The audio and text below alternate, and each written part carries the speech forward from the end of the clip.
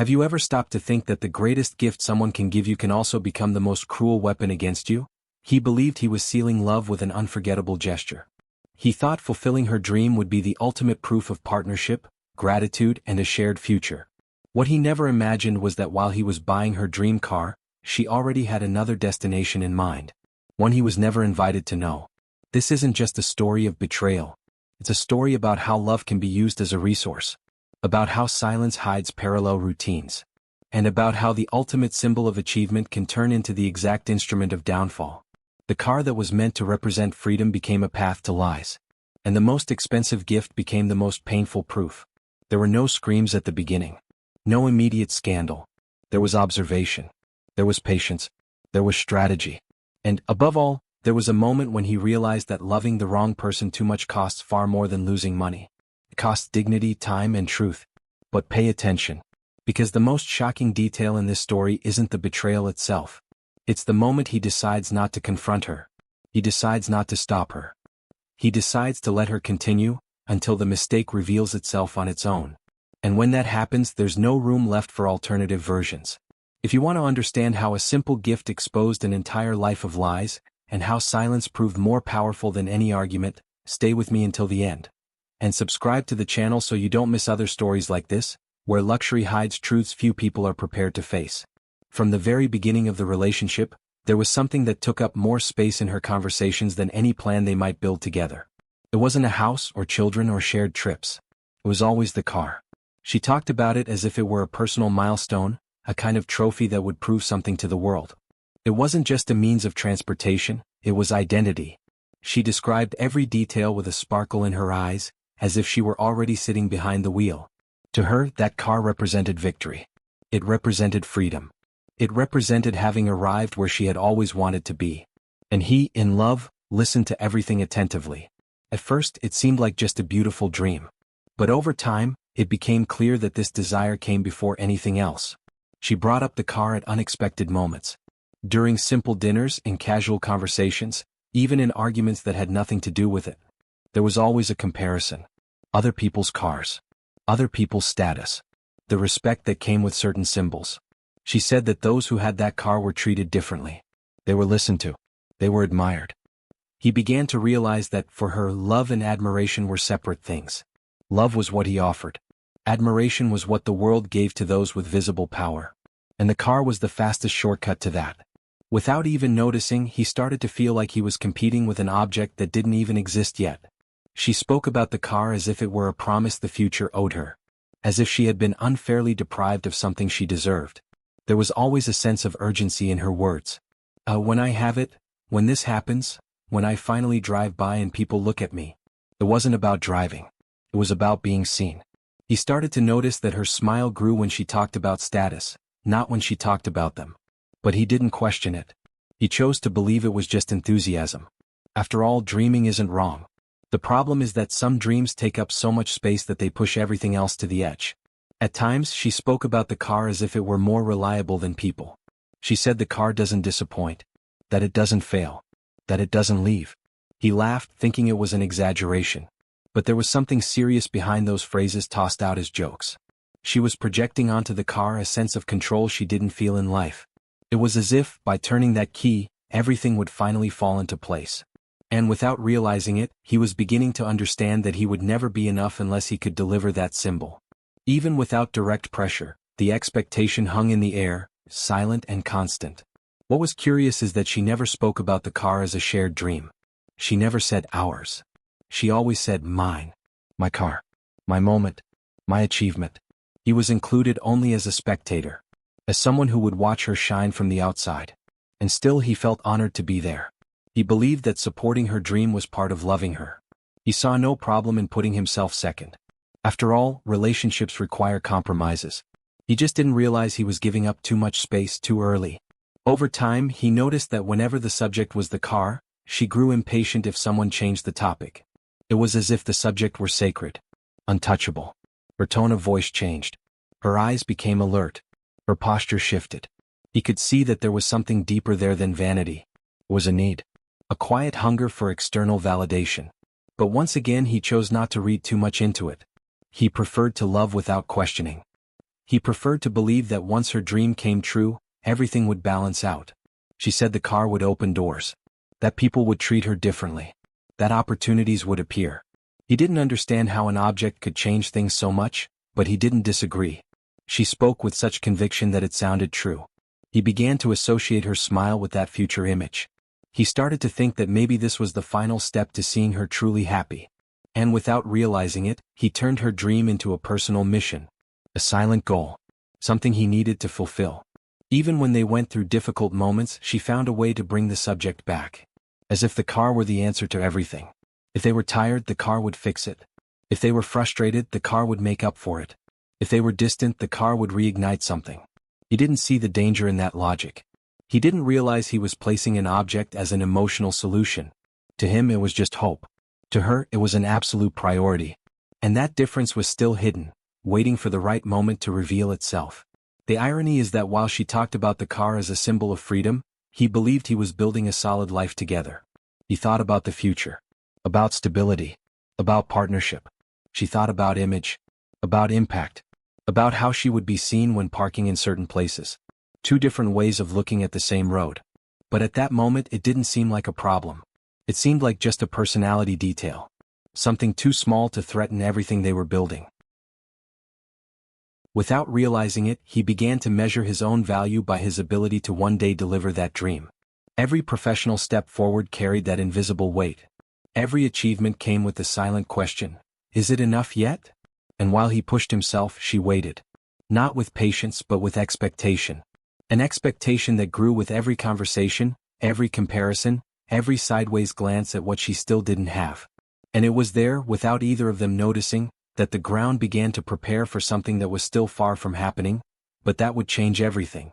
While she talked about dreams, he worked. It wasn't sudden or easy. There were long nights, hard decisions, and a routine that demanded more than he ever admitted out loud. He didn't make a show of it. He didn't like to boast. He preferred to let results speak for themselves.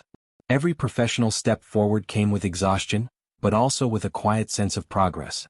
He believed he was building something solid not just for himself but for both of them. And through all of it, the image of her dream car began to take shape in his mind. Not as an obligation but as a gesture. A symbol of gratitude. She said she had stood by him when no one believed. She reminded him of the hard moments, the unstable phases, the doubts. And it was true. She had been there. He acknowledged that. He felt he owed her something. Not because she demanded it directly, but because he himself had turned that presence into an emotional debt. One of those debts no one asks you to repay but that still weighs heavily. Every achievement of his felt incomplete while her dream remained out of reach. He began to think that success would only be complete when he could truly surprise her. The promise was never spoken out loud. There was no conversation, no agreement, no date set. It was an internal decision. An idea that settled in slowly, like planting something and waiting for the right time to harvest. He started to imagine the scene. Her reaction. The impact. The smile. The validation. For him it was more than a gift. It was a way of saying, I made it, and you are part of this. He believed that gesture would seal a chapter. That after it, everything would fall into place. That her anxiety would fade. That her gaze would finally rest on what they already had. With professional growth came new responsibilities. More money. More access. More possibilities. He could have chosen many things. Investments. Security. Long-term plans. But his thoughts always returned to the same point. The car. As if that object had become the invisible marker of emotional success. He began setting money aside with that specific goal in mind. He didn't tell anyone. He liked the idea of surprising her. He thought silence would make the moment even more special. She, on the other hand, seemed increasingly impatient. Even without knowing about the silent promise, she felt that something was taking too long. She made subtle comments. Disguised comparisons. Seemingly harmless observations. He interpreted it all as normal anxiety. After all, who doesn't dream? Who doesn't wait? He believed that when the day came, all those small tensions would disappear. That the gift would have the power to reorganize emotions. That was what he was betting on, without realizing the risk behind that expectation. The more he grew, the more he felt the internal pressure not to make a mistake. He didn't want to buy just any car. It had to be exactly as she described. The right color. The right model. The right details. He started to study, research, compare. He turned her dream into a personal project. And, strangely enough, it motivated him. Working harder made sense when there was a clear goal. He told himself that this was love in action. That gestures speak louder than words. That this would be the greatest one. At times he almost mentioned it. Almost let it slip. But he held back. He wanted to see her genuine reaction. He wanted the pure impact without prior expectation. He believed that surprise would be etched into both of their memories. A story to tell. A milestone in the relationship. He didn't realize he was placing too much emotional weight on that moment. As if that gesture alone had the power to fix things that had never been talked about. She continued living her routine, apparently normal. She went out, came back, talked about her day. Nothing suggested that anything was out of place. And that reassured him. It gave him the feeling that he was on the right path. That all the effort would be worth it. That the silent promise would be rewarded with gratitude, recognition, and perhaps something he still felt was missing. Genuine admiration. Not just for who he was, but for what he could provide. The irony was that while he planned the future, she seemed increasingly focused on the present. On now. On what she didn't yet have. On what she saw in others. He didn't see conflict in that. He saw only different perspectives. He believed that love would balance everything once the dream was finally delivered. He didn't know it, but that gift was about to reveal far more than gratitude. It was about to illuminate things he still couldn't see. And so, with success on the rise and the promise kept in silence, he moved forward confidently. Convinced he was doing the right thing. Convinced that gesture would change the course of the story. Never imagining that the day the car finally arrived would not be just a celebration, but the beginning of something he had never planned to face. The day began far too ordinary for something that would change everything. He woke up earlier than usual, carrying that kind of anxiety that mixes excitement with nerves. Everything had been organized for weeks. Documents signed, details checked, the location chosen carefully. He made sure it would be special, almost cinematic. He didn't just want to give her a car. He wanted to create a memory. One of those moments people talk about with pride years later. While she got ready without knowing anything, he carried in his chest the expectation of finally fulfilling a promise that had never been spoken. When they arrived at the location, she didn't understand it right away. She thought it was just another appointment. But the moment she saw the covered car, positioned deliberately, something changed in her expression. The silence that formed was heavy. Her eyes widened. Her body froze for a few seconds as if it needed confirmation that it was real. When the cover was removed, the reaction came like an explosion. A scream, hands to her face, quick tears. Everything intense. People around turned to look. Phones came out. The moment gained an audience without him having planned it. She ran to him and hugged him tightly, repeating that she couldn't believe it. She said he had understood everything. That it was exactly the car. The color, the model, the details. Every word seemed to confirm that he had gotten it perfectly right. He felt relief. A sense of duty fulfilled. As if he had gone through a long test and finally passed. Her tears seemed to validate all the effort. And for a few moments, he believed that gesture had sealed something definitive. The photo started almost automatically. She posed, smiled, leaned against the car as if it were an extension of her own body. He appeared beside her, but always slightly behind. Not by conscious choice, but because attention gravitated toward her and the object of desire. He didn't mind. He thought it was natural. It was her moment. Her dream materializing. He was content to watch, satisfied, believing that her glow reflected on him too. Promises surfaced in the middle of the euphoria. She said she would never forget it. That he had changed her life. That no one had ever done something like that for her. The words were fast, impulsive, emotional. He absorbed them like an emotional reward. Each phrase reinforced the idea that he had done the right thing. That the gift had the power to deepen the bond between them. That from then on, everything would be different. Better. More balanced. When she sat in the driver's seat for the first time, it almost felt like a ritual. She adjusted the seat, touched the steering wheel, took a deep breath. He watched in silence, proud. That scene seemed to confirm everything he had imagined for months. The smile she gave when she started the car was unlike any he had ever seen. It wasn't just happiness. It was something close to triumph. And he interpreted that as personal fulfillment. He didn't realize that smile had less to do with him than he believed. On the way back she drove. She didn't ask. She simply took the wheel naturally. He sat in the passenger seat, watching the way she drove, confident and secure. She talked nonstop. Plans, places, trips, outings. The car already seemed to have its own agenda. He listened attentively, trying to fit himself into that new scenario. He thought it was just excitement. That with time it would settle. He saw no reason for concern. In the hours that followed, her phone didn't stop. Messages, calls, notifications. People congratulating her, praising her, asking questions. She responded enthusiastically. Shared photos. Reposted comments. He noticed that the car wasn't just a private gift. It was a social event. A public statement. Even so, he felt good. He believed that recognition also said something about him. About what he was capable of providing. That night, when everything became quieter, he expected a different moment. A deeper conversation. A calmer expression of gratitude. Something that would bring the two of them back to the center of the story. But she still seemed accelerated. She talked about the next day. Where she would go. Who she needed to show the car to in person. He went to bed with the feeling that something was still out of focus, but he couldn't identify what. He chose to ignore it. After all, big moments leave emotional residue. Before falling asleep, he looked at her and felt certain that day marked a before and an after. He believed he had delivered not just a car, but security, recognition, and love in concrete form. He didn't imagine that from that moment on, the car would begin to occupy an even larger space in her life. A space that would not be shared. And without knowing it, he had just set something in motion that he would no longer be able to control. In the first few days, everything seemed like simple excitement. She woke up early, left the house smiling, came up with excuses to take just one more drive. She said she needed to feel the car, get used to it, enjoy it. He understood. After all, it was her dream. There was no reason to be suspicious.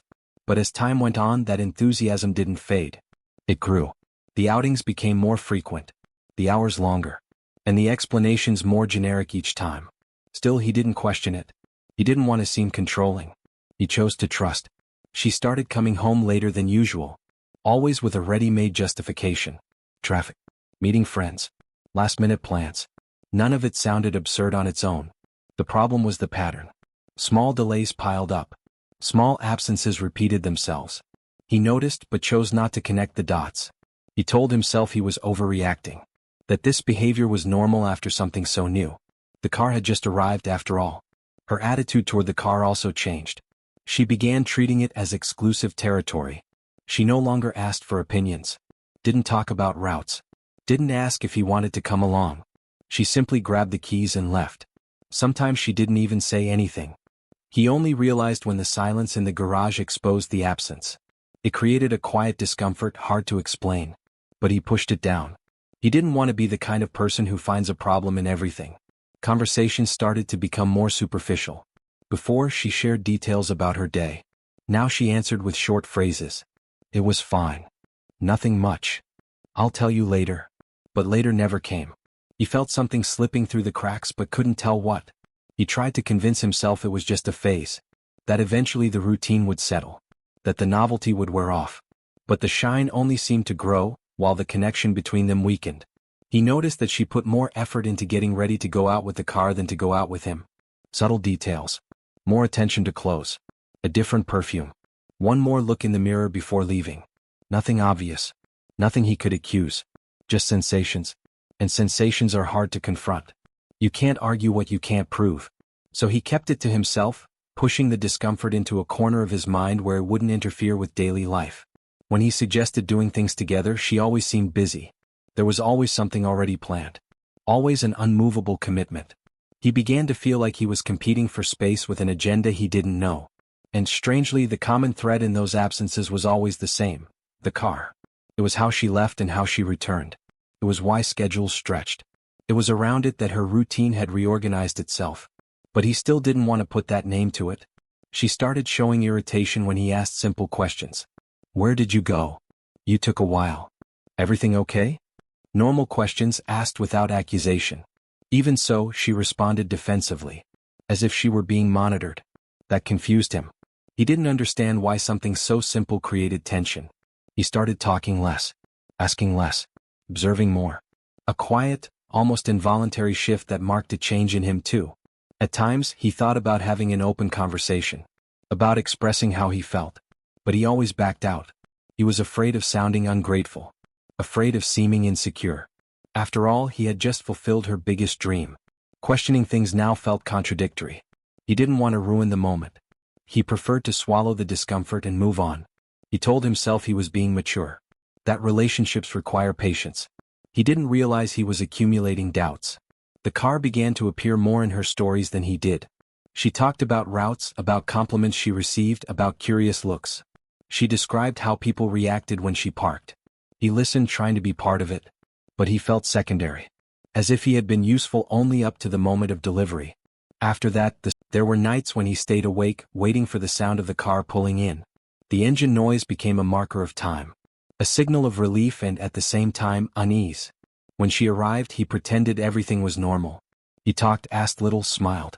He kept everything inside. Not because he didn't feel anything, but because he didn't know exactly what he was feeling. He only sensed that something was slowly shifting, out of place. And that was how the changes took hold. Not with a shock, but with small concessions. Small silences. Small delays. Things easy to ignore when you want to keep the peace. He still believed he was in control. That patience was enough. That everything would adjust on its own. He had no idea that every ignored detail was preparing the ground for much bigger doubts, ones that would soon stop being just feelings. The explanations began to appear even before the questions. It was as if she felt the need to justify herself without him having asked. She said the day had been hectic, that an unexpected commitment came up, that she had to handle something last minute. The phrases came ready, fast, almost rehearsed. He listened and nodded. He didn't want to seem suspicious. But there was something strange about that excessive justification for simple situations. People with nothing to hide usually don't rush so much to explain. Even so, he let it pass. Her friends started being mentioned more often. Always the same ones, always without clear names, always in vague situations. A quick coffee that turned into hours. A meeting that changed locations halfway through. A you don't know them, that shut down any attempt to dig deeper. He noticed there were no details. Real stories usually have small imperfections, but these were too smooth. Still, he chose to believe. After all, doubting without proof felt unfair. The schedules began to stop making sense. She said she would be out for an hour and came back 3 hours later. She claimed she was nearby and took far longer than expected. When he mentioned the delay, she reacted as if it were trivial. "You're exaggerating. It wasn't that long." Those responses confused him. He didn't know if he really was exaggerating or if he was being convinced of that. Little by little, he started to doubt his own perception. There was one day when she said she was too tired to go out. He respected it. He stayed home. Hours later, her phone buzzed with a notification that she quickly turned face down. Minutes later, she said she needed to deal with something urgent and rushed out. The explanation didn't add up. Exhaustion rarely disappears in 5 minutes. He felt a different kind of discomfort that time. Heavier. Harder to ignore. Even so, he said nothing. The excuses always had the same tone. Too normal. There was never a major setback. Never anything dramatic. It was always a sum of small commitments that, together, justified everything. He began to notice that he could no longer visualize her day. Before, he could imagine where she was, with whom, doing what. Now everything felt foggy. As if the information was insufficient to form a clear picture. That made him uneasy, but he didn't know how to bring it up. When he tried to start conversations about these mismatches, she changed the subject. Or joked. Or used irony. "You're being paranoid. Since when is this a problem?" The tone wasn't aggressive, but it shut down any attempt at dialogue. He fell silent, feeling like he was overreacting. Doubt began to eat away from the inside out. It wasn't declared jealousy. It was a sense of misalignment. As if he were always one step behind. He started paying more attention to the words than to the stories. He noticed that she repeated expressions. Used the same phrases for different situations. "It was quick. I didn't take long. You know how it is." Phrases that close conversations, not open them. That began to bother him more than the delays. Because it suggested she didn't want to be understood. She just wanted to end the subject. And that raised a silent question he still didn't have the courage to ask. There were also the brief disappearances. Messages seen and not replied to. Calls not answered. Late replies with generic explanations. He tried to convince himself it was normal. That people get busy. That it's not always possible to respond right away. But the pattern started repeating often enough to stop being coincidence. Even so, he didn't confront her. He preferred to observe. That was when an internal movement of caution began. He realized he was always waiting. Waiting for her to come back. Waiting for a reply. Waiting for something to make sense. And waiting is exhausting. Not physically but emotionally. Still, he didn't feel entitled to demand explanations. After all, he had just given her the greatest gift of her life. Questioning things now felt wrong. So he kept everything inside, accumulating small inconsistencies that, on their own, seemed harmless, but together began to weigh heavily. The excuses kept coming, one after another, forming a web that was hard to follow. He could no longer tell what was true, what was exaggerated, and what was invented. But something concrete was still missing. Something that would justify a real confrontation. Until then, everything could be explained. Everything had room for interpretation. And that was exactly what kept him silent. He didn't know he was about to hear an apparently innocent sentence. One that would cast all those excuses in a completely new light. The sentence came up casually, with no apparent intention of causing any impact. It was said lightly, almost like an unimportant observation. A throwaway comment in the middle of a conversation that had nothing to do with her. Precisely because of that, it caught him off guard. It wasn't an accusation. It wasn't a direct warning. It was simply something that shouldn't have existed. And when something shouldn't exist, it rarely goes unnoticed. The person who mentioned it didn't seem malicious. They were talking about routine, random encounters, ordinary things. In the middle of it, they said they had seen the car. Her car. In a place where, according to him, she didn't usually go. The sentence was far too simple to ignore. It wasn't followed by judgment or exaggerated surprise. Just a statement. Like commenting on the weather or traffic. But in that moment, everything inside him went quiet. He didn't react right away. He kept the conversation going, pretending everything was normal. Asked generic questions, shifted the topic. But inside, the sentence echoed. The car wasn't just a car. It was a recognizable detail. No. Catching. Hard to confuse. And the location mentioned didn't fit into any of the stories she usually told. It wasn't on the way to friends. It wasn't part of known commitments. That information didn't match any of the previous excuses. For the rest of the day, he tried to push the thought away. He told himself it could be a mistake. That someone might have seen a similar car. That the person could have been confused. After all, trusting also means giving the benefit of the doubt.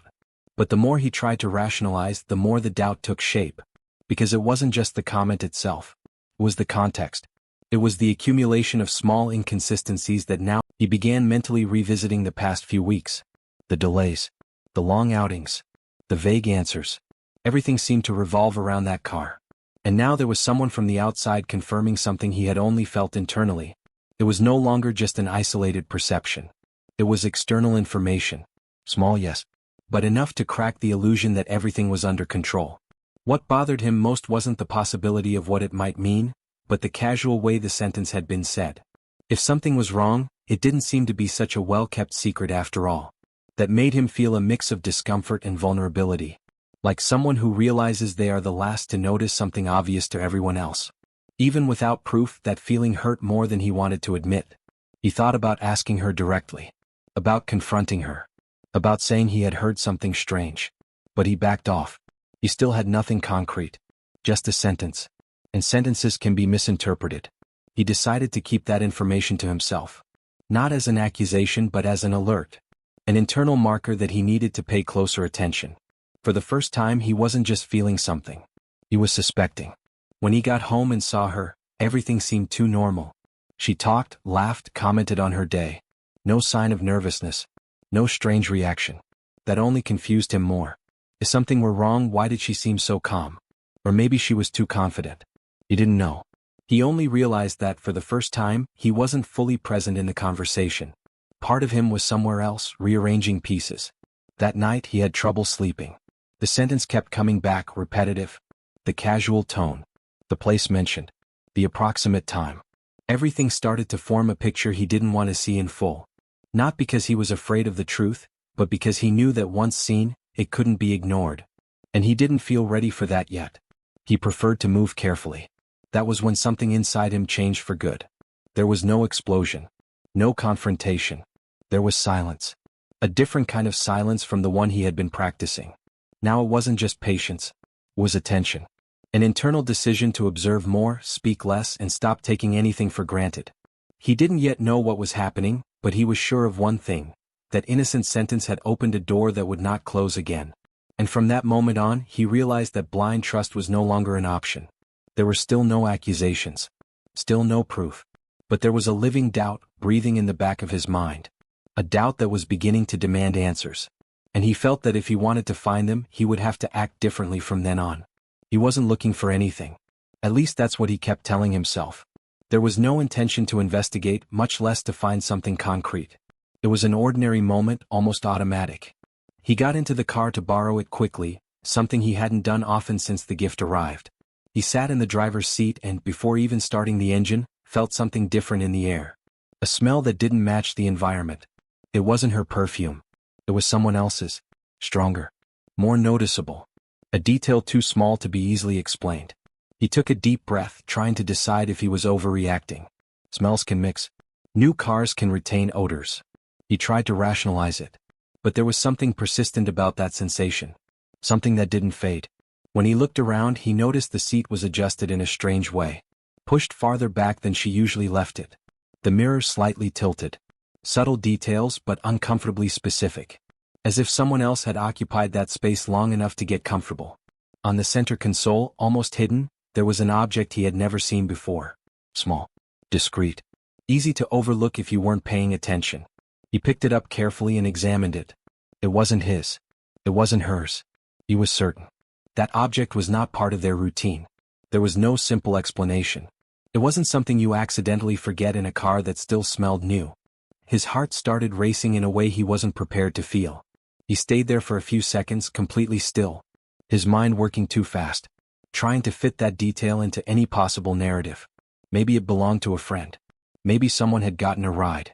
Maybe he was overreacting again. But for the first time, the justification sounded weak even to him. The problem wasn't the object itself. It was the combination. The smell. The seat. The mirror. Everything pointed in the same direction, even though he refused to name it.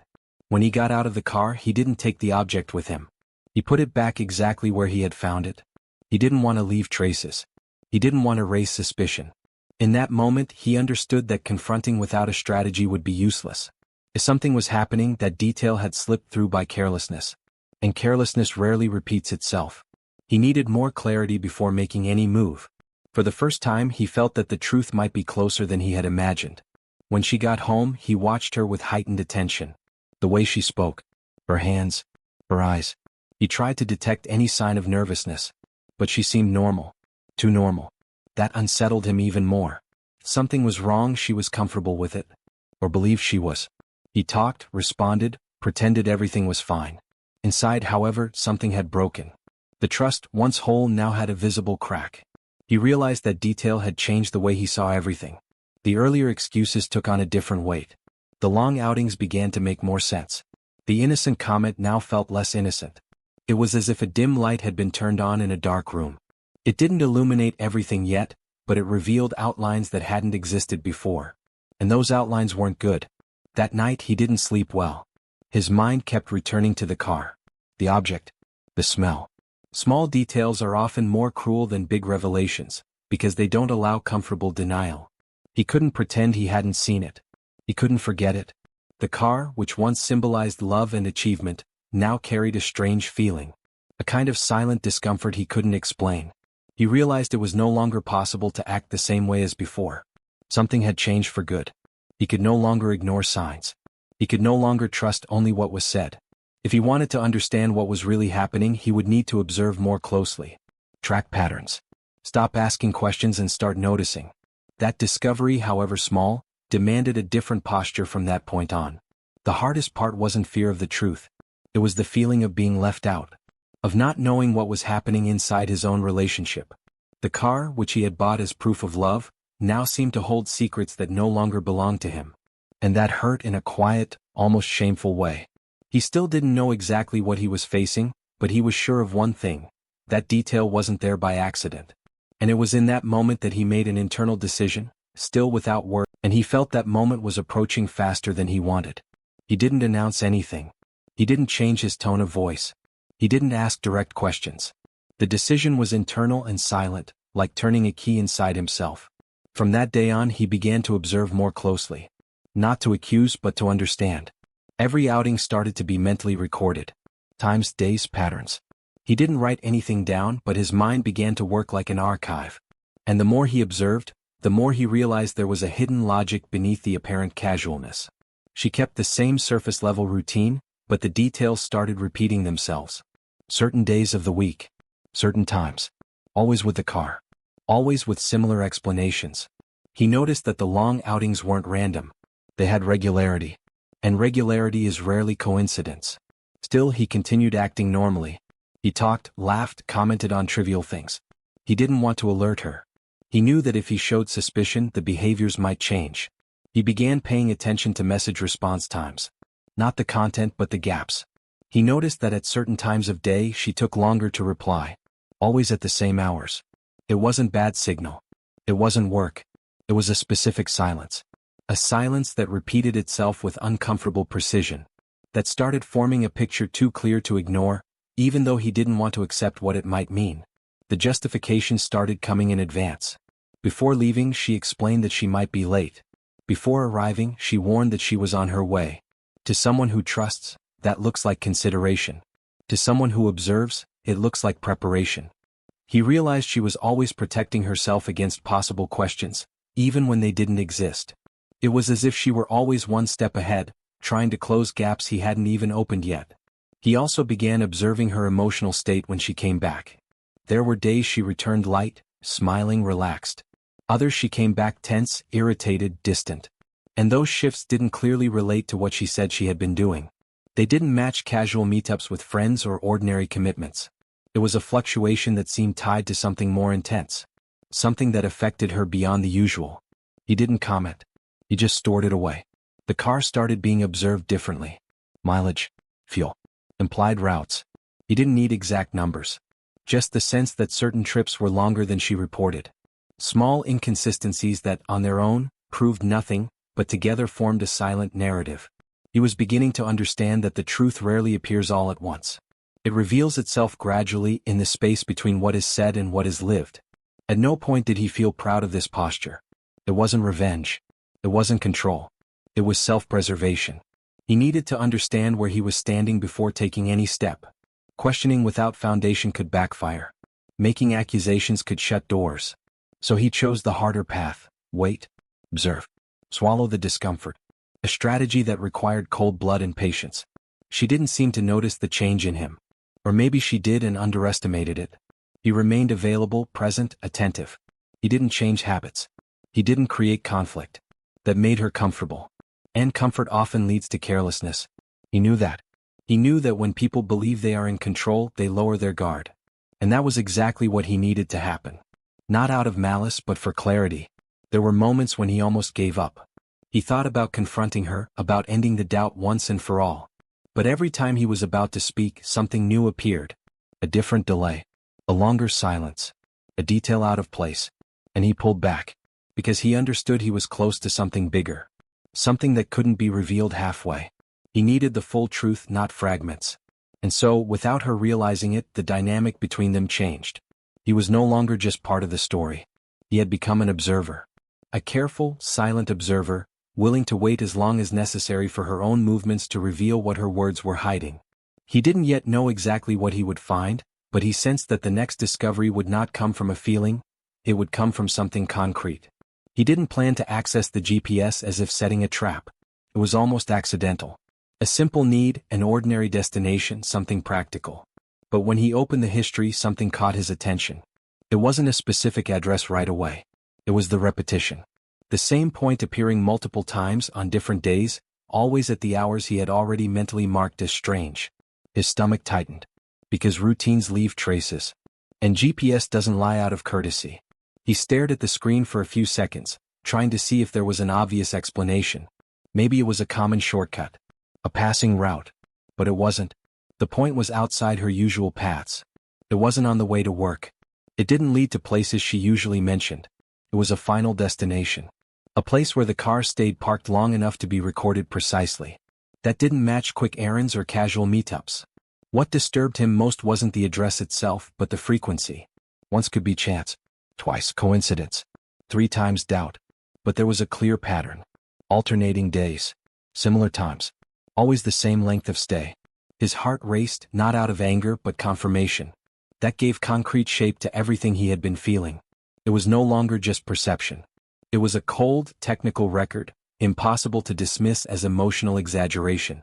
He didn't look up the address immediately. He closed the app. He needed to breathe. He needed to steady himself. The information was too heavy to process all at once. He walked around the house trying to maintain normalcy. He thought about how something as simple as a map could carry so much weight. The car, which once symbolized love and achievement, now held silent proof of a parallel routine. When he finally decided to look at the address more carefully, the feeling worsened. There was nothing there that justified the excuses she gave. It wasn't a known friend's house. It wasn't a workplace. It wasn't a public place where casual meetings could be easily explained. It was too specific. Too private. A place that demanded an explanation. And explanations at that point he already knew he wouldn't receive voluntarily. He began mentally cross-checking dates and times. He remembered days when she said she was tired. Nights when she came back lighter than when she left. Long stretches of silence on her phone. Everything fit, even so he didn't confront her. Not then. He knew that if he spoke she could deny, twist, minimize. And he didn't want versions. He wanted facts. The GPS had offered a trail. Now he needed to understand who was at the end of that path. Not for revenge but for truth. He felt he was too close to act on impulse. His silence remained intact. She noticed nothing different. She kept going out, following her routine, trusting her own narrative. And that gave him something precious. Time. Time to observe a little more. To confirm patterns. To be absolutely certain he wasn't misreading things. Because when the confrontation came, he wanted no doubts and no room for manipulation. There was a moment when he almost wished he was wrong. Almost hoped to find a simple explanation, something that would dismantle that entire construction. But with each new outing logged at the same address, that hope grew more distant. The truth was no longer hidden. It was simply waiting to be faced. And he felt that, from that point on, nothing would be the same. The GPS didn't just reveal a physical route. It revealed an emotional path she had been walking alone, outside the relationship. A repeated route, protected by fragile excuses and calculated silences. He realized that the problem was no longer discovering whether something was wrong. That was already clear. The question now was how far it went, and with whom. And with that silent certainty in his hands, he understood that the next step could not be rushed. The truth was too close to be wasted on a poorly calculated confrontation. He needed to hear one specific thing said by her, looking him in the eyes. A definitive lie. Something that would confirm, without any margin for doubt, that the path revealed by the GPS led exactly where he was beginning to suspect. He chose the moment carefully. He didn't want to seem suspicious. He didn't want to raise defenses. The question came disguised as casual curiosity, in a light, almost indifferent tone. No accusations. No pressure. Just something simple, easy to answer. Precisely because of that, her response struck him so deeply. She didn't hesitate. She didn't ask for time to think. She didn't show confusion. She lied with frightening naturalness. She looked him in the eyes as she spoke. Her posture was steady. Her tone confident. The story came complete, with a beginning, middle, and end. There were too many details for something so simple. And that caught his attention. True stories tend to be straightforward. Lies, when well rehearsed, come decorated. He noticed it immediately. Every word seemed carefully placed to shut down any doubt before it could even form. While she spoke, he didn't interrupt. He just observed. The rhythm of her speech. The strategic pauses. The way she emphasized certain points as if she were trying to convince herself more than him. At another time he might have believed her. After all, her conviction was impressive. But now he had the GPS. He had the patterns. He had the details from the car.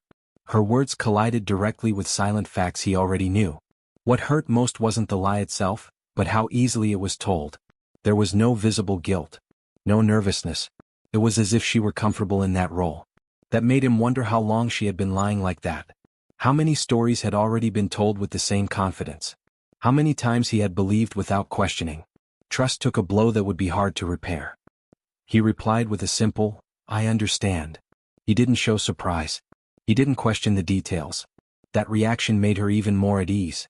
And that confirmed something important. She had no idea she was being observed. The lie had worked many times before.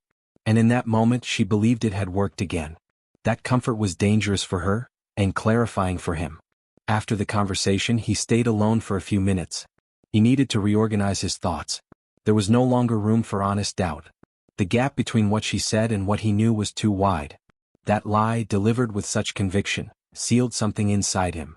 There was no going back to the previous state. From that point on he could no longer pretend he didn't know.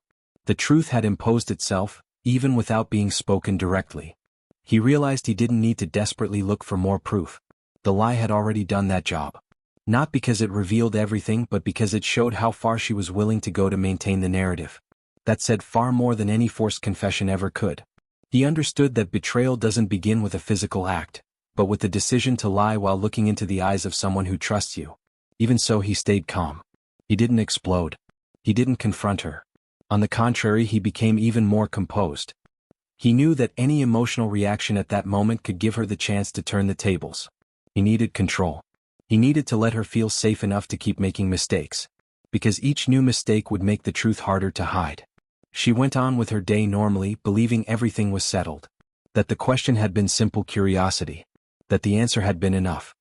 He watched in silence, with a cold clarity he had never felt before. The disappointment was still there, but now it came with lucidity. He was beginning to understand that he was dealing with something bigger than an isolated misstep. There was a structure of lies being maintained. That night, he was certain that the next step would no longer depend on suspicion. Now it was a matter of time. Of observing how far she would go. How long the invented story would hold. Because when a lie is told with such confidence, it demands continuity. And continuity creates cracks. He was willing to wait for them. He didn't know exactly when, but he felt that the next discovery would be definitive. Something that would leave no room for alternative versions. The lie, so secure and well constructed, had just opened the path to the most painful confirmation of all. And he was ready to face it. He didn't want to find out that way. That wasn't how he had imagined facing the truth. Still, one simple detail was enough for everything to be confirmed. The GPS address wasn't just a point on a map. It had a name. It had a history. And, most importantly, it had someone associated with it. When he finally decided to look into it, he found no mystery. He found too much clarity. And clarity sometimes hurts more than doubt. The place had no connection to any of the friends she mentioned. It wasn't a distant relative. It wasn't a shared workspace. It was a personal address. A fixed place, not a temporary one. Someone lived there. Someone received visitors there. And that person was not part of the life she claimed to be living. The confirmation didn't come as a dramatic discovery. It came as cruel coherence. Everything suddenly made sense at once. He felt a strange weight in his chest. It wasn't immediate anger. It was something quieter. A feeling of anticipated loss. As if something he believed was solid was falling apart without making a sound. His mind still tried to find alternatives. Maybe it was just friendship. Maybe he was misinterpreting things. But those possibilities dissolved quickly in the face of how often she went there. Friendships don't require secrets so carefully protected. What hit him hardest was realizing that this routine wasn't recent. The visits had been happening for weeks. Maybe months. That meant that while he was planning the gift, while he was organizing the surprise, while he was working to fulfill her dream, this parallel story was already in motion. That realization brought a different kind of pain. Not the pain of sudden abandonment, but the pain of having been deceived while believing he was building something real. He began to remember specific moments. Dates. Situations. Words she had said on certain days. Everything took on a new meaning. The exaggerated affection at times. The sudden coldness at others. The delays carefully justified. Those pieces now fit together in a cruel way. The confirmation didn't arrive as a shock. It arrived as a perfect fit. And that was what hurt the most. Even so, he did nothing. He didn't call.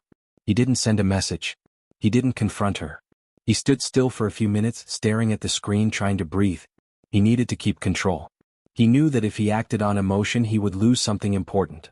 The ability to see everything clearly. He didn't just want to know he was being betrayed. He wanted to understand how far it went. He wanted to see the true scale of what was happening. The name associated with the address began to circle in his mind. Who was that person? What did they represent in her life? Was it something recent or something that had existed before? Questions began to arise one after another, each opening space for another, even more uncomfortable one. He felt he was only at the beginning of a larger revelation. That confirmation was just the first layer being peeled away. What was most disturbing was realizing that, despite the confirmation, she continued acting normally. Laughing. Talking. Making plans. As if nothing were out of place.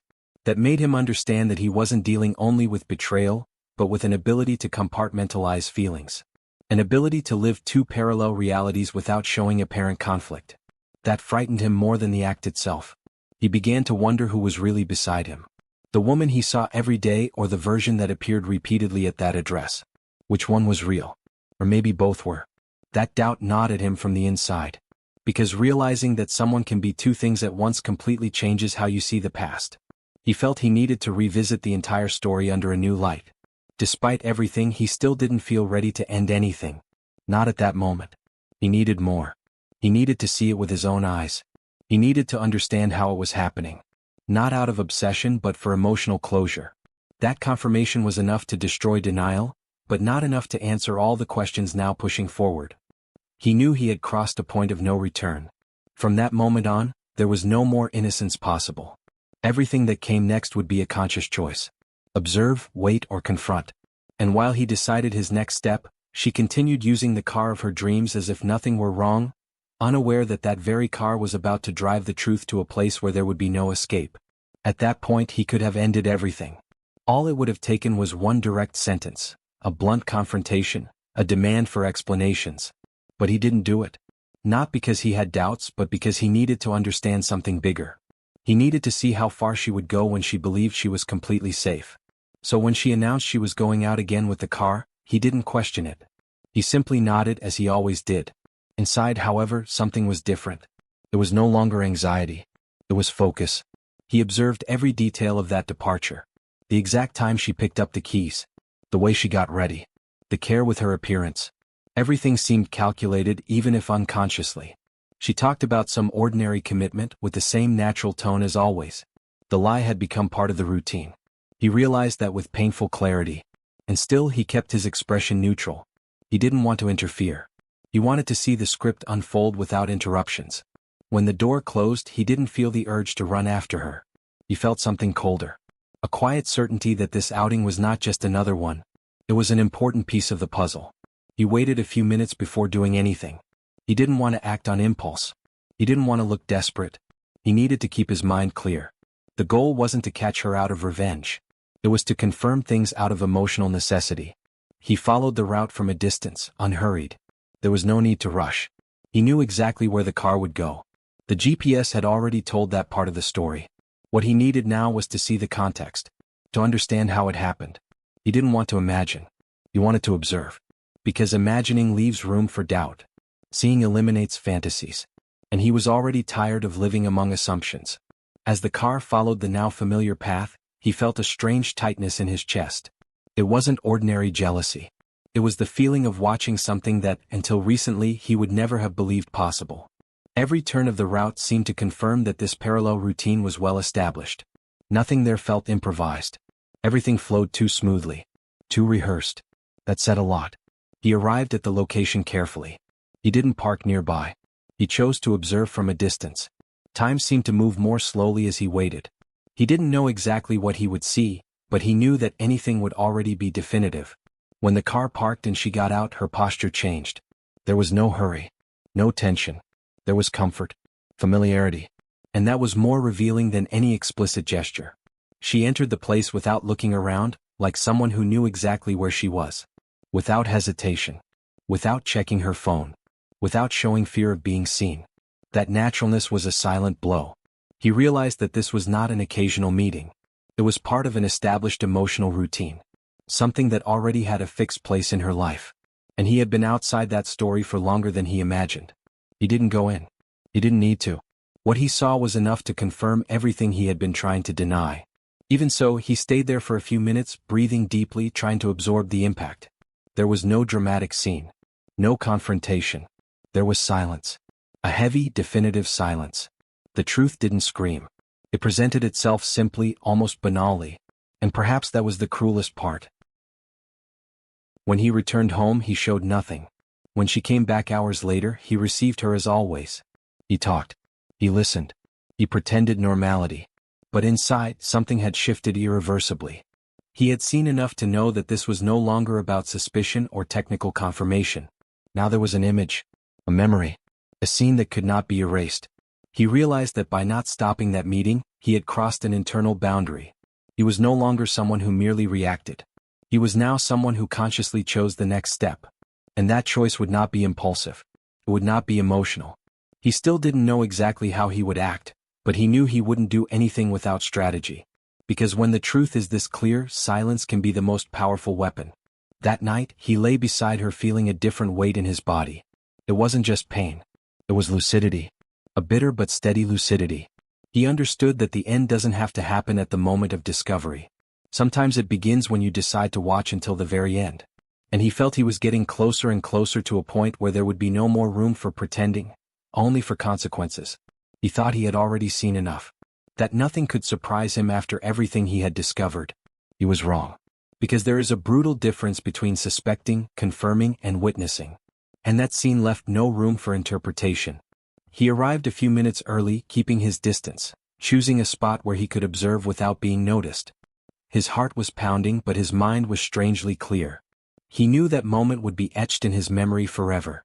The car appeared in the distance, instantly recognizable. Not just because of the model but because of the story it carried. She parked calmly, like someone repeating a familiar routine. There was no rush. No tension. She stepped out, adjusting her clothes, running a hand through her hair, looking around with familiarity. This wasn't the behavior of someone sneaking around doing something wrong. It was the behavior of someone who felt completely at ease in that space. He watched every movement, trying to control his breathing. Then the door opened on the other side. It wasn't just any stranger. It was someone far too comfortable welcoming her. Their closeness didn't require explicit gestures to be understood. The way they looked at each other was enough. The way they moved closer. The way they walked in together without hesitation, like people resuming something already in progress, not starting something new. That image hit him differently. There was no immediate shock. There was emptiness. A feeling of displacement, as if he were watching someone else's life. The car he had bought, the gift that symbolized love and achievement, was now just a means. A tool. A logistical detail in a story he was no longer part of. And that hurt more than any imagined betrayal. He realized this wasn't an isolated scene. It was an advanced chapter of something that had been unfolding for a long time. The gestures were too natural. The timing too perfect. There was no improvisation. Everything pointed to continuity. In that moment, he understood it wasn't a momentary mistake or emotional confusion. It was a choice. Repeated. Sustained. Protected by carefully placed lies. As he stood there, unmoving, he felt a strange mix of pain and clarity. The pain came from the definitive collapse of the image he had of her. The clarity came from the end of doubt. There were no more what-ifs. No more room for alternate explanations. That scene was the final answer to all the questions he had been avoiding. And oddly enough, it brought a bitter kind of calm. The truth, even when harsh, ends the torment of uncertainty. He stayed only as long as necessary to understand everything he needed. There was no reason to linger. What he had seen was enough to change everything. As he walked away, he felt the weight of that silent decision settle in. It was no longer about discovering anything. It was about choosing how to act on what was now undeniable. He was no longer confused. He was wounded but lucid. On the way back, every mile seemed to carry new meaning.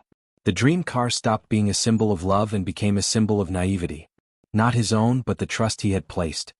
He felt no urge to confront her in that moment. He felt something deeper. A need to reclaim control of his own narrative. To decide how this story would end. When he got home, he sat in silence for a few minutes. He didn't pick up his phone. He didn't call anyone. He just sat there, letting the image sink in. He knew that scene wouldn't leave him anytime soon. But he also knew it would be the turning point. The exact moment he stopped being a passive victim and became a conscious agent of what was to come. She came back hours later as usual. Talked about her day. Smiled. Lied with the same natural ease as before.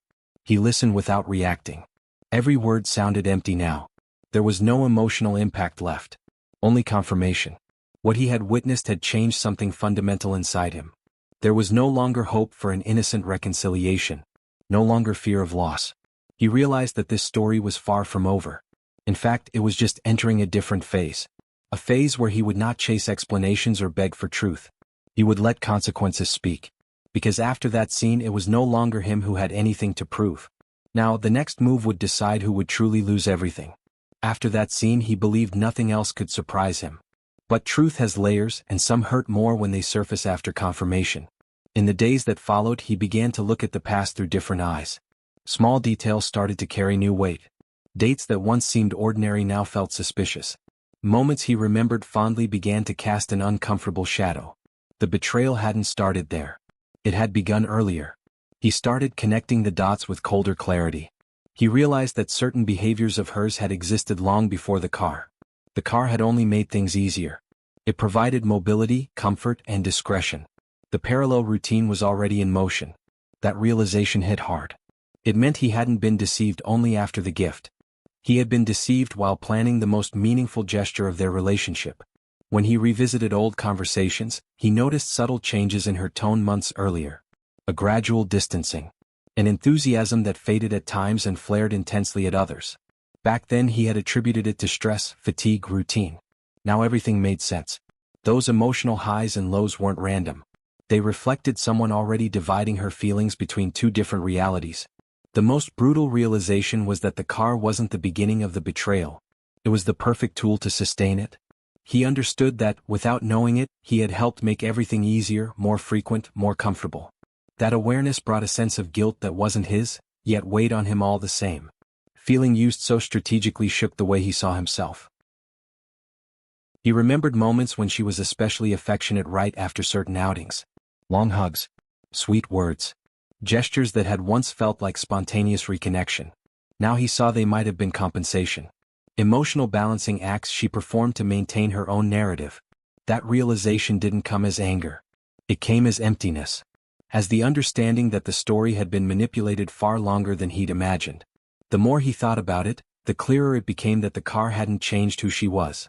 It had only revealed it. The decision to betray was already there. The willingness to lie was already in place. The gift merely removed obstacles. That helped him understand something crucial. Nothing he could have done differently would have prevented it. The betrayal wasn't a response to his failure. It was her choice. And that clarity, painful as it was, brought a strange kind of relief. He felt a quiet grief for the time lost. For the memories that now had to be reinterpreted. For the plans that had never truly been shared. Learning that the betrayal was old didn't just increase the pain because of its length, but because of the depth of the lie. It meant two stories had been unfolding in parallel for a long time, and he had lived only one of them. Even so, he didn't give in to rage. He didn't yell. He didn't demand answers. The more he understood the extent of the betrayal, the more convinced he became that direct confrontation would give him nothing. Words could be twisted. Tears could be weaponized. He needed something bigger. Something that would end everything definitively without room for alternate versions. Realizing it wasn't recent changed how he saw the immediate future. He was no longer thinking about saving the relationship. He was thinking about protecting his dignity. About reclaiming control of the narrative. About choosing how this story would end. Because if the betrayal had been long and calculated, the ending would also need to be carefully planned. She continued acting normally, believing everything was under control. She didn't realize the game had completely changed. He now knew he wasn't dealing with a single mistake, but with a pattern.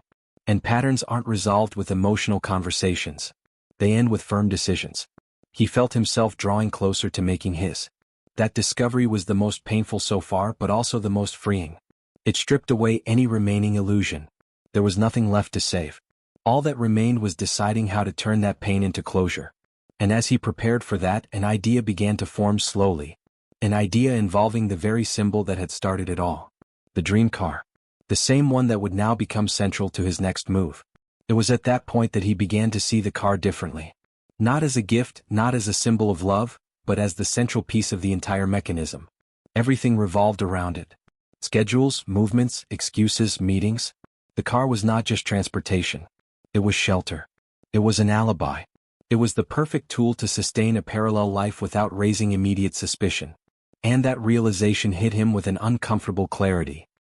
He started to notice how indispensable the car had become to her. Always clean. Always fueled. Always ready. She cared more about the car than about the relationship. Any comment about it received her full attention. Any criticism, even a mild one, caused discomfort. That made it clear that her emotional bond with that object ran deep. Deeper than he wanted to admit. The car gave her something he could no longer offer. Freedom without explanations. Mobility without visible traces. The feeling of total control over her own movements. He realized that, without the car, many of those lies simply wouldn't work. Delays would be harder to justify. Routes more limited. Meetings more risky. The gift had removed barriers that once existed. And that made everything even crueler. He remembered how he had thought through every detail of the purchase. The surprise. The emotion. The meaning. Now, all of that seemed to have been repurposed for something else. The car no longer carried just the smell of newness. It carried stories that weren't his. Conversations he would never hear. Laughter he would never share. That turned the object into something almost too symbolic to ignore. At times he wondered whether she was aware of it. Whether, when she got into that car, she remembered who had made it possible. Or whether she simply shut that part of her mind off. Maybe that was exactly it. Perfect compartmentalization. The car as neutral territory where she could be someone else, live another version of herself. The idea deeply unsettled him, but it also explained a lot. He began to notice that whenever she went out with the car, she came back different. Sometimes lighter. Sometimes more distant. Never neutral. The car worked as a transition between two realities. A space where she left one version of herself behind and assumed another. And he, without realizing it before, had financed that transition. Not out of naivety alone, but out of misdirected love. That realization didn't spark immediate hatred. It awakened something quieter and more solid. A desire to rebalance the scales. To strip the car of its role as an accomplice. To turn it back into a symbol, but now of closure. He began to think that perhaps the same object that had facilitated the betrayal could be used to end it definitively. Not as revenge, but as a logical consequence. He said nothing. Showed no change. He continued allowing her to use the car as always. Each new outing reinforced the certainty that she felt far too safe. Far too comfortable. And excessive comfort often comes right before a hard fall. He knew that. He knew that when someone believes they have everything under control, they rarely notice when the ground starts to shift. The relationship between them no longer existed as it once had. Conversation was superficial. Emotional connection almost non-existent. The car, on the other hand, remained the center of her routine. That made it clear where her priorities lay. And for him, it served as final confirmation that any attempt at an honest conversation would be pointless. There was no room for rebuilding anymore. Little by little, a decision began to take shape inside him. Still without clear details, but with a defined direction. The car would no longer be just a passive detail in the story. It would be part of the ending. Not impulsively. Not in anger. But with precision. Because if that object had been used to sustain a lie for so long, it could also be the instrument that revealed everything at once. And it was with that thought that he moved on to the next step. A step she would never imagine. A silent, calculated move that involved neither shouting nor confrontation. It involved strategy. Because at that point he understood that confronting her directly would be useless. Words would be denied. Tears would be used as a shield. The story could be twisted to the point where he would end up looking exaggerated, controlling, unfair. He didn't want versions. He wanted a clean ending, one that couldn't be manipulated. That's why he chose to act where she least expected it, on the ground where she felt safest. The car. Always the car. The ultimate symbol of her comfort. The territory where she believed she had absolute control. Where she felt untouchable. He realized that as long as the car remained available, the parallel routine would continue naturally. So the plan began there. Not with restrictions or arguments. With silence and preparation. He started organizing everything in advance. Documents. Dates. Details she would never imagine he was reviewing. Every step was calculated to avoid raising suspicion. Nothing changed in his behavior. He remained present, polite, predictable. That kept her comfortable. And comfort breeds carelessness. He knew that. He knew she wouldn't expect any move from him at that moment. The plan didn't involve immediate exposure. It didn't involve scandal. It involved timing. The right moment would make all the difference. He wanted the truth to reveal itself in an undeniable way, without him needing to raise his voice. He wanted the facts themselves to speak. For her to realize, too late, that control was no longer in her hands. Meanwhile, he prepared himself emotionally. He knew that once the plan was executed, there would be no turning back. He needed to be firm. He couldn't give in to pleas or late explanations. That's why he began to distance himself internally. Not out of coldness, but out of self-protection. He was silently saying goodbye to something that had already ended, even if it hadn't been officially closed. She continued using the car, living her routine, believing everything was exactly as it had always been. She didn't notice the small adjustments he was making behind the scenes. Adjustments invisible to someone who doesn't imagine they're being observed. He took no pleasure in it. He felt necessity. Because he understood that some truths only surface when the setting changes without warning. At certain moments he wondered if it was cruel. But he quickly dismissed the thought. What was cruel was her choice. Cruel was using love as a logistical resource to sustain another story. What he was doing now wasn't revenge. It was consequence. A proportional, silent, and final response. Without unnecessary public humiliation. Just closure. He knew that when the plan was activated, she wouldn't understand right away. There would be confusion. Attempts at explanation. Maybe even indignation.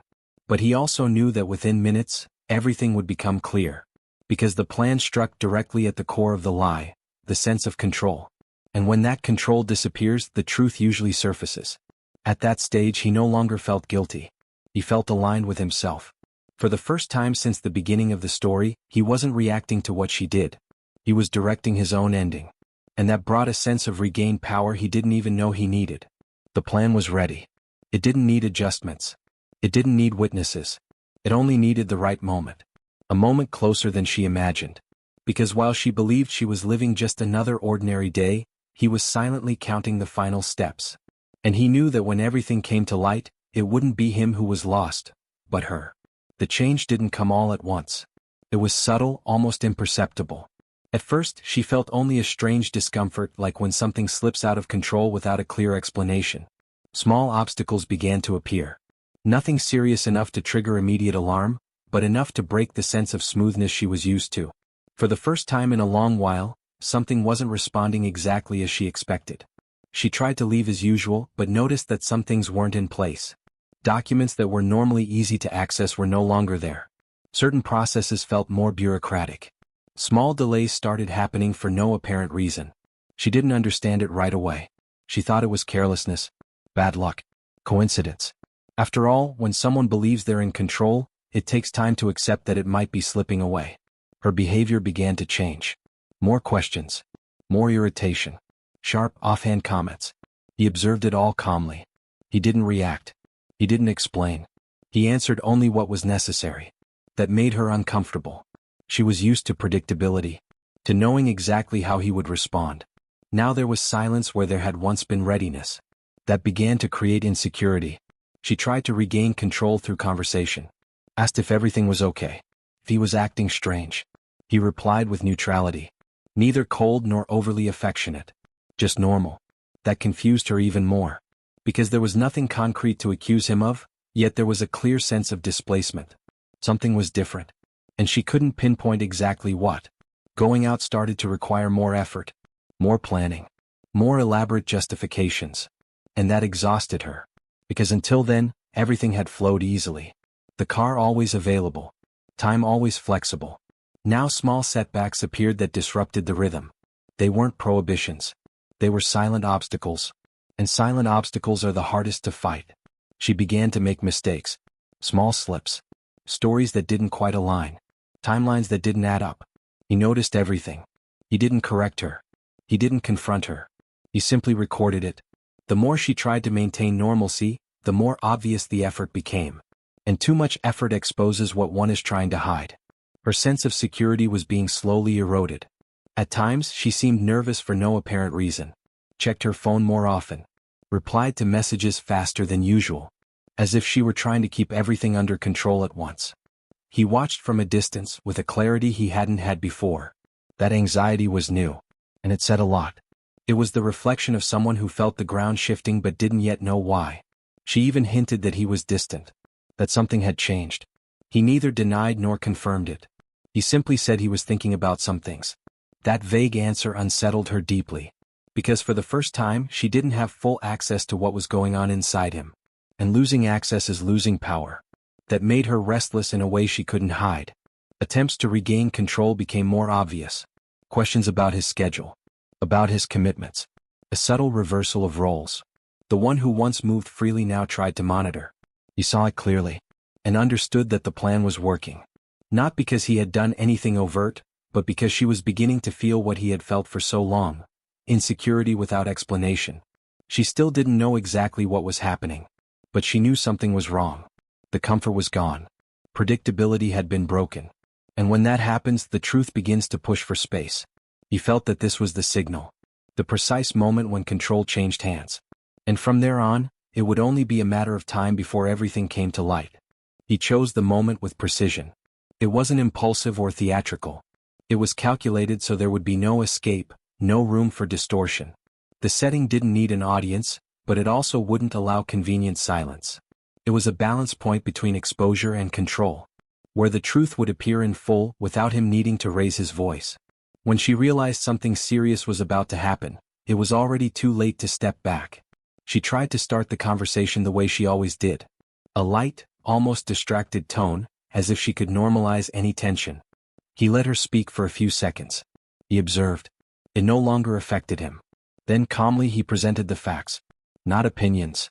Not accusations. Facts organized and placed in the right order.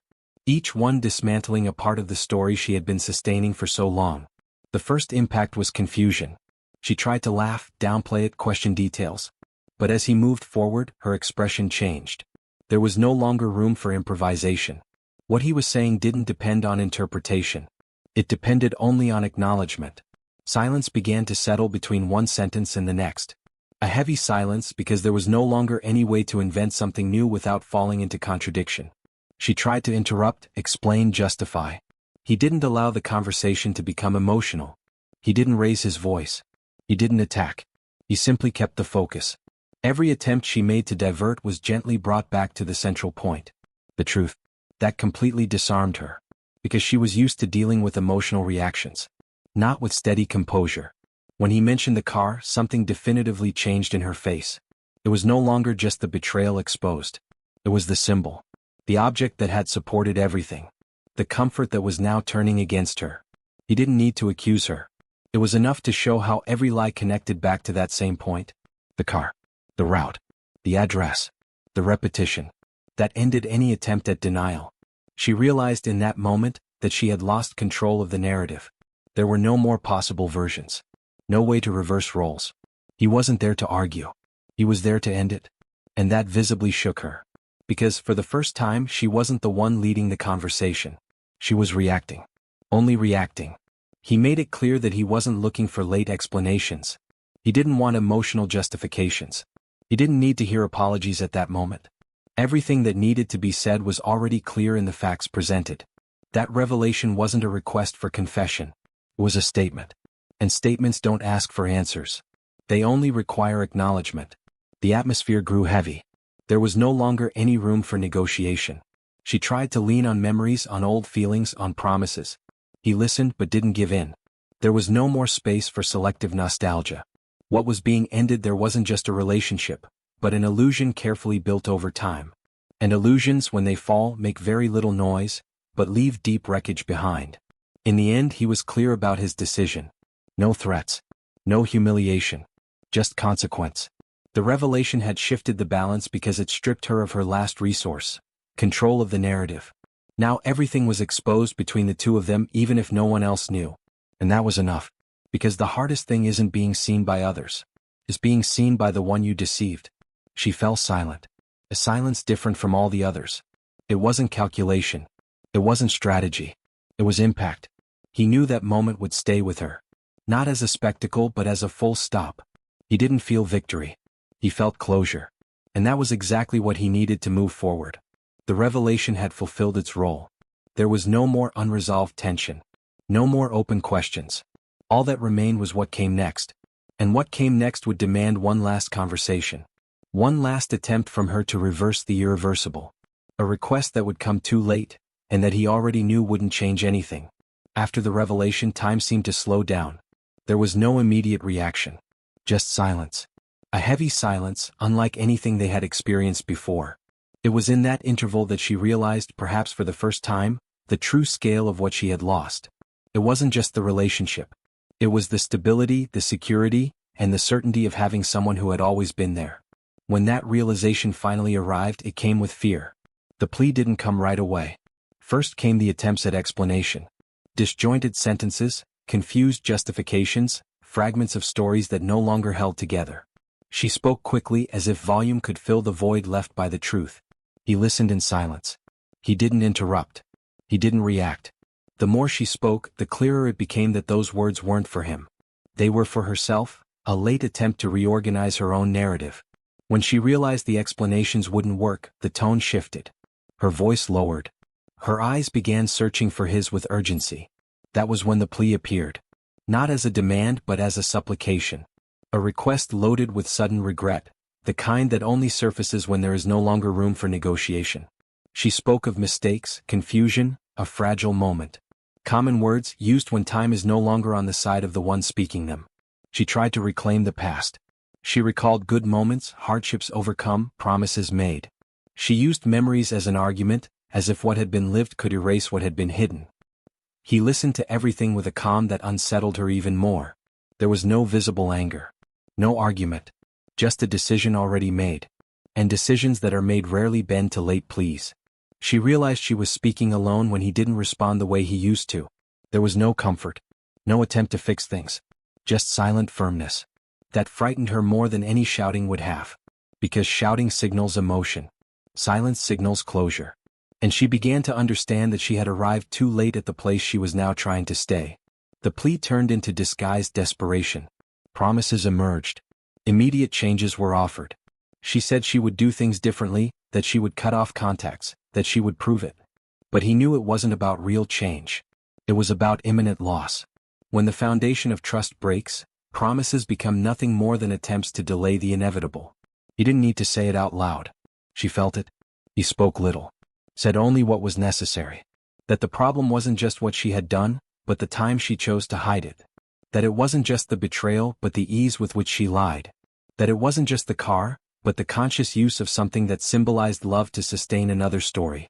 That ended any attempt to relativize what had happened. She cried. Asked again. This time without arguments. Just raw emotion. He remained there, present but distant. Not out of cruelty but out of clarity. He knew that giving in at that moment would mean denying everything he had learned. It would mean accepting less than he deserved. And that was a choice he was no longer willing to make.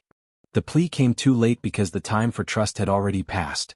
The space where the relationship could have been rebuilt no longer existed. What remained was simply the end being acknowledged. He felt sadness, yes, but he also felt something new. A quiet relief from no longer having to sustain a story that was no longer true. She finally realized there was no more room for negotiation. Her look changed. There was no longer strategy. Only loss. He stood up knowing that moment marked the definitive emotional closure. There was no need to say anything else. Everything that needed to be understood already had been. And while she stayed there, dealing with the weight of her own choices, he moved on to the final step. A step that wasn't about revenge or humiliation. It was about meaning. About what that car, that symbol, would represent from that moment on. The plea had come too late. And the ending was ready to make that clear in a definitive way. After everything, the car remained there. Still. Silent.